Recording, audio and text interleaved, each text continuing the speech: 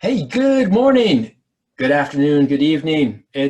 Depends where you are. Uh, and that's why I say that because we don't know I don't know who you are, who's watching, but I know my guest, Mr. Dave Rogers, he knows people around the world. So who knows what time of day it is that you're watching this. So I have a number of questions for you, David. David and I are fairly new friends, but we really have a lot of fun on Fridays. And I invited you because I know you gave me some other names of authors to connect with, so thank you for that. And then a bunch of people said, what about Dave? And I know you just wrote a book. What's the title of your book?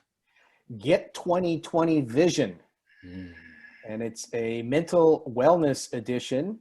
It's the second edition of Awesome Coaching that was originally written and became a bestseller in Singapore. Yet today and this year it was launched auspiciously on my son's 20th birthday. And it featured a number of wonderful women leaders as part of a global launch. Because one of the things that I've been involved with for the last 20 years is social entrepreneurship. And I've been really working collaboratively, particularly with women leaders. And when I came back to Canada, I noticed that mental illness was something that is epidemic. Like this was before the pandemic, that mental illness is a real challenge right now. So I took the original content from the book on Awesome Coaching and inserted 5 new chapters on mental wellness. So needed. Needed, not that it was only just needed this year, it was needed before. We just didn't necessarily know. Or like money, there's different things that aren't necessarily comfortable things to talk about.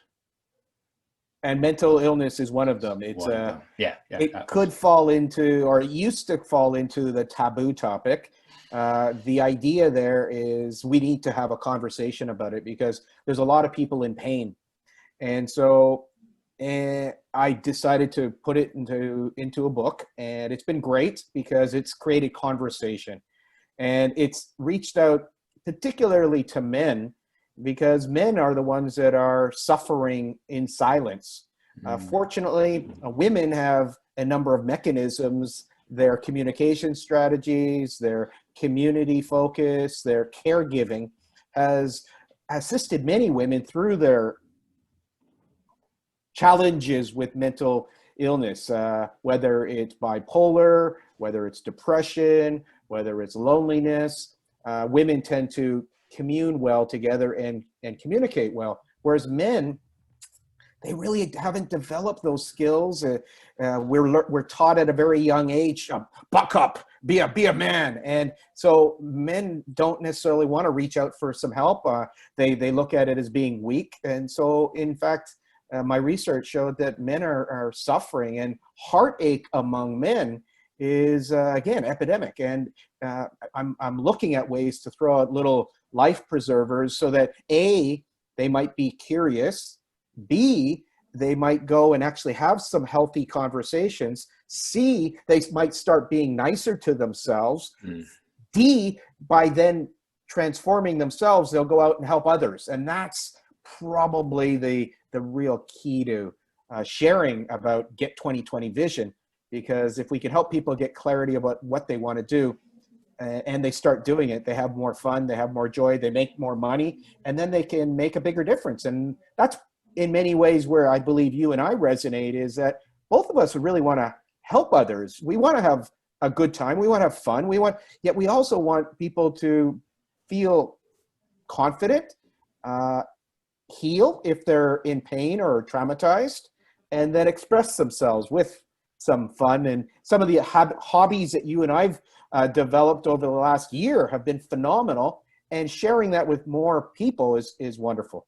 Yeah, that's good. You probably answered like 8 of my questions already, but that's okay. Don't worry, I'm going to ask you them anyway, because we'll get a little more focused down.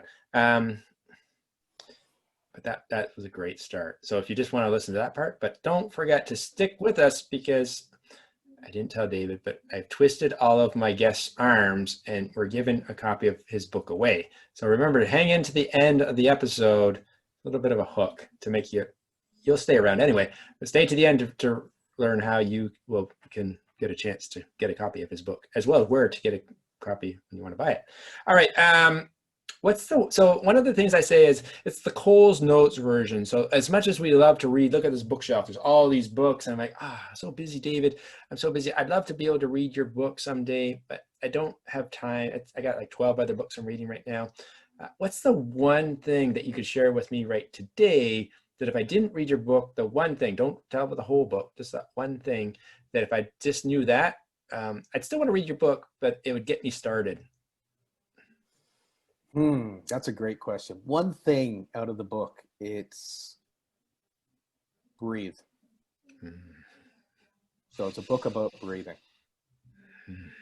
And it goes from a poem I wrote when I was suicidal to breath work to get along better with people, to do deep internal work and allow breath, the relationship with breath, the life and death of one breath, to release fear, and so that one can breathe into their life wonderful joy, happiness, laughter, tears, and allow tears, fears, and mirrors to be something that energizes your life breath.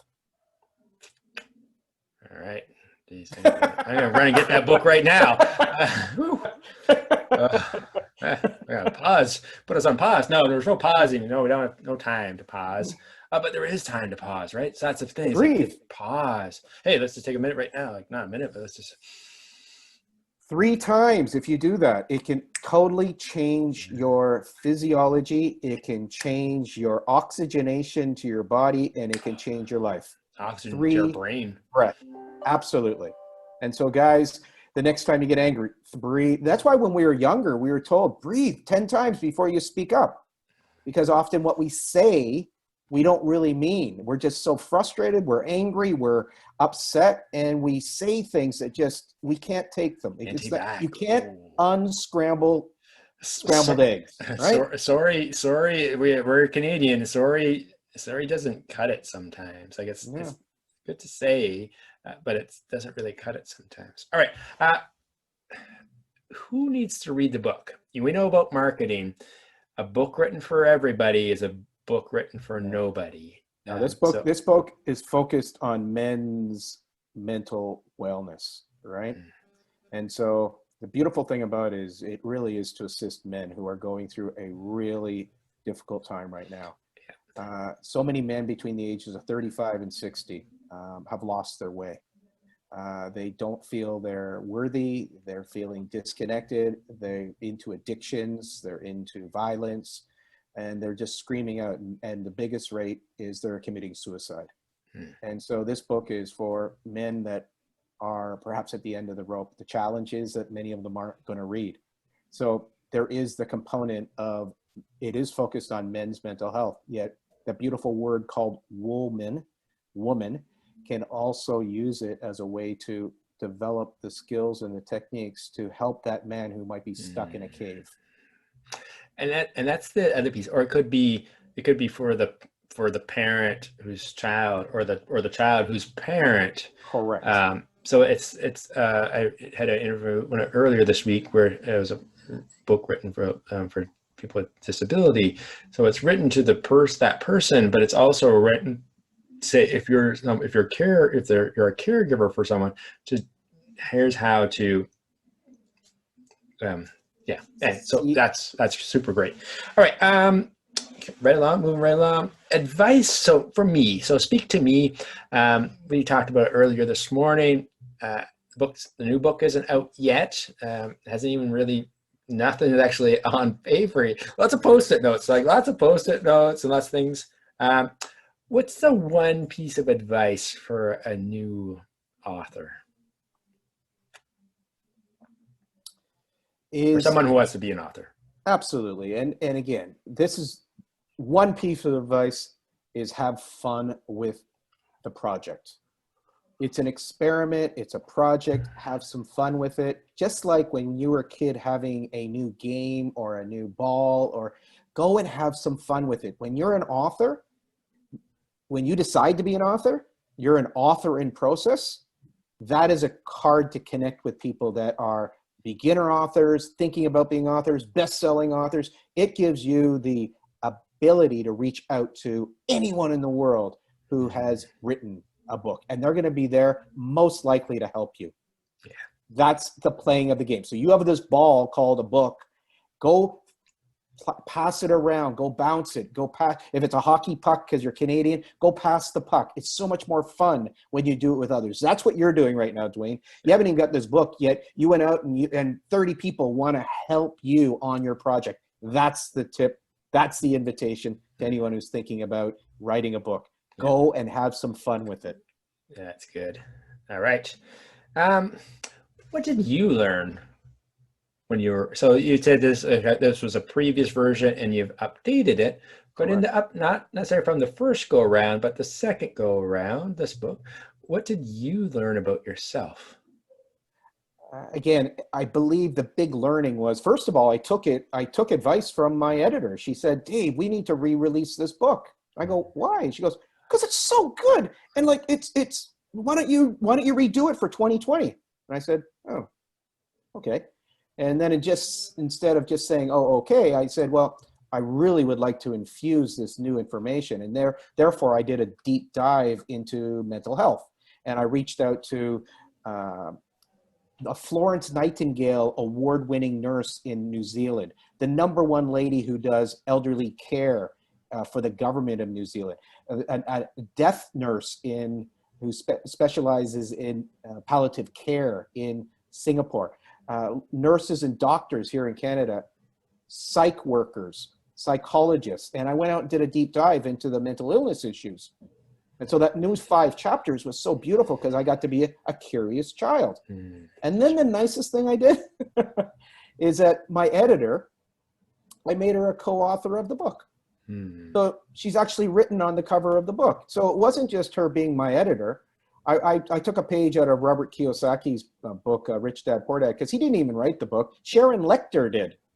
And I wanted to do the same thing for my editor, Tracy, in Perth, where she's written on the cover of the book. So it moved from her just being my editor to somebody who's now the co-author of the book. Contributor. Pretty cool, right? Yeah, that's really good. Wow, that's why I'm gonna keep this, and that's why it's not a judging thing. It's not that the old podcast was that the new one's better than the old one. This one's different. This one's more structured.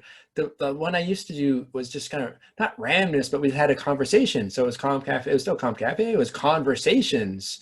We're still in a conversation, but we've put a bit more structure to it so that we're flowing down the path with a little bit more direction, and that's okay. I like it. Well, you're different too. Like, again, a year ago or a year and a half ago, whenever you're doing your podcast, again, you were into a lot of other different 2 years ago. And 2 years ago, yeah. Just think about you and your evolution, your new hobbies, your new curiosities, your fun, your playfulness with your frog friend there, and just like allowing that laughter to come out. It ought to come out in the new conversations you have. So congratulations, because I do like the flow, because you've got the preparation, you put the preparation in, and then we flow, yet you've created a structure that allows perhaps the learnings or the lessons to really come out too. And sometimes when we were first entrepreneurs, we're like, oh, I want to be like spontaneous and free flowing and this, and then again, it's not about balance, but there's places for structure and there's places for spontaneity. It's not like one or the other.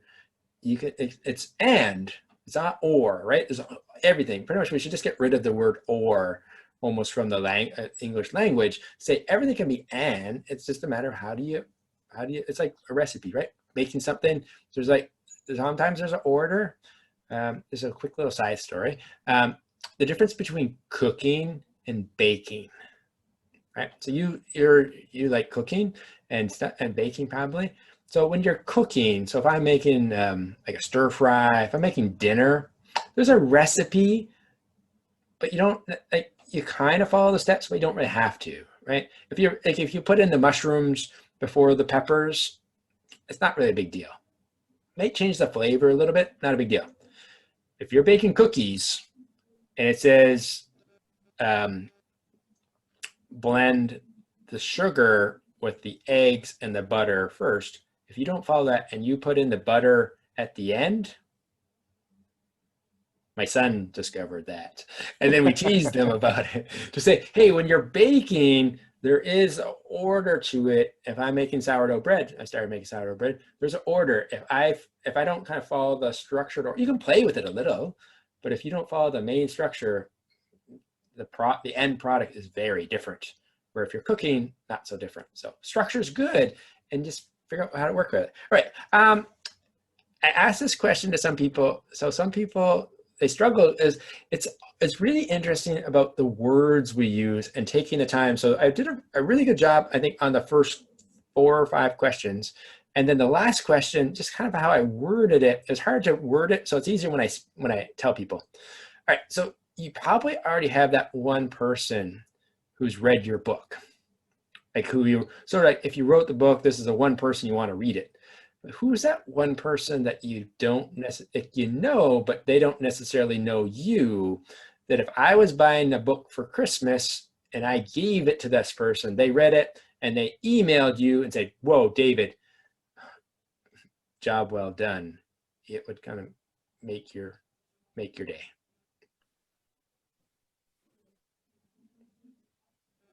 I know. I Good question. It's a great question. I'm breathing into it because there are a few people that it would be nice to reconnect by reading the book.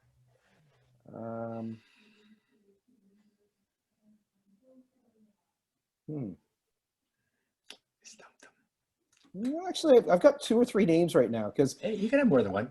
a big part of this book has been about grieving. Okay. And so I believe there's a gentleman called Ivan Meisner who I had a chance to meet a couple of times. He founded BNI. And I think his partner just passed over. And I actually did send the book to, I had 4 friends whose partners passed over this year, and I sent a copy of the book and I interviewed them about grieving. And so a big part of the book is about shift your belief about grief. And so my heart, when I read about Ivan and I've seen what BNI's done in honoring of his wife, I think that would be one person that I'd like, I may even make that happen. Yeah, and the reason I did this was because you never know. So the usual thing, you don't know who knows who. And it used to, the movie like the 7 Degrees of Separation. Now we know with social media and the expanding world, it's not 7 degrees now. Like we're 1 or 2 people away from. So some people, it could be Oprah. Someone in previous episode said Ellen. I'm like, wow, even that was not bold, but for her, she had everyone has a reason. You don't need a reason. It's no right or wrong answer. And I'm like, wow, because people are like she could be like 2 people away from Ellen. It's not unrealistic. The exercise was to actually and you understand the exercise is to put it out to the universe, because now it's been spoken, it will happen. Just a matter. It's really funny because because the 2 people I thought about were Jack Canfield, because I got invited to Jack's event in Colorado, and the whole time I flew from Singapore to Colorado, I was saying to myself, I want to interview Marianne Williamson. And so I'm checking in. Actually, I got off the plane. I get on the shuttle, and who's on the shuttle with me? Marianne Williamson. And then when we check in, I say to Marianne, I say, oh, by the way, I wanted to interview you for my podcast. She goes, oh, okay, when? I go, well, when it's good. She goes, well, we just arrived. How about in a half an hour? And so within a half an hour of thinking about it for 14, 15 hours flying from Singapore to Colorado, I meet her and I interview her, and absolutely incredible. So Jack Canfield was the first guy I was thinking, just because I had this beautiful relationship with Jack, and he introduced me to John Gray and a few wonderful authors in the States. And I had an amazing time with some fantastic musicians, and it was just really great. And I didn't go out with this book to get it to be a New York bestseller, because it was really about men's mental health, and it was focused on what is hungry in Canada at the moment. That was the biggest shock I had, was how many men are in pain right now. And then, so if you ask me, like you did, which was great, it was Jack Canfield and Ivan Meisner that I was thinking that I'd love to get in their hands. And I actually know probably the ways to do that. It's just, there's a few, actually. My next guest, I gotta run here in a second. My next guest actually is a business partner with Mr. Jack Canfield. So maybe when I'm done interviewing her, hint, hint, stay in tune for the next episode. Maybe we'll ask her to say, hey, if I get a copy of a book, can you get it to Jack? And that's how it works, people. All right. That's a wrap, Mr. Rogers. Yes, Mr. Rogers is in the house today. Thank you so much. Wow. Whew, I feel good. Hopefully you, the listener, feels good, because I get the privilege. He gets the privilege of me as well. But we hang out every Friday morning for the last few weeks. And a man of wisdom. So thank you for sharing just a little bit of that. Now, if you want a good dose of it, go get a book. So the last, before we let you run completely, how can people, how the listener, not people, you, the listener, how can they get a copy? well, again, it's that wonderful distributor these days, Mr. or Mrs. Amazon, is one of the great ways to check it out at Get 2020 Vision. Yes, hit below. And I'd also invite people who might want to dig a little deeper into the grief component, because my YouTube, ContinualShift, make shift happen, because in life, shift does happen. Really took a life of itself after publishing the book. The shift and the shifting of grief has really been a key component. So ContinualShift at YouTube would be a great place to check out some video content. And what we're going to do is, that's perfect. So now I'll just do a quick little wrap. I don't have to do a recording now. So to get qualified, to get your name in the hat, to win a copy of David's book, thank you so much. I'm running a little bit longer, but that's okay. It's our show. Thank you. And if you liked the episode, it's okay to hit the share button, hit the like button, or just send it to someone you think could benefit from it. Thank you. And stay tuned, Thank you, Dwayne, for yet another author coming up next.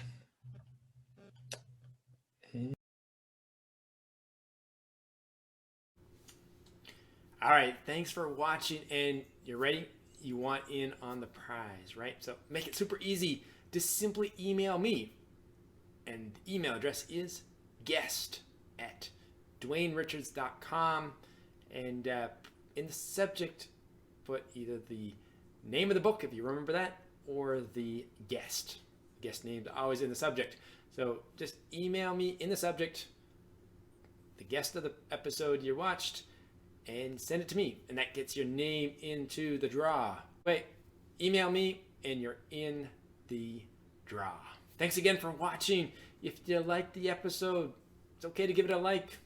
Share it if you want. Also, up top, hit the subscribe button. That way you'll be notified of when the next episode is available. Again, thanks for watching, and have a great day.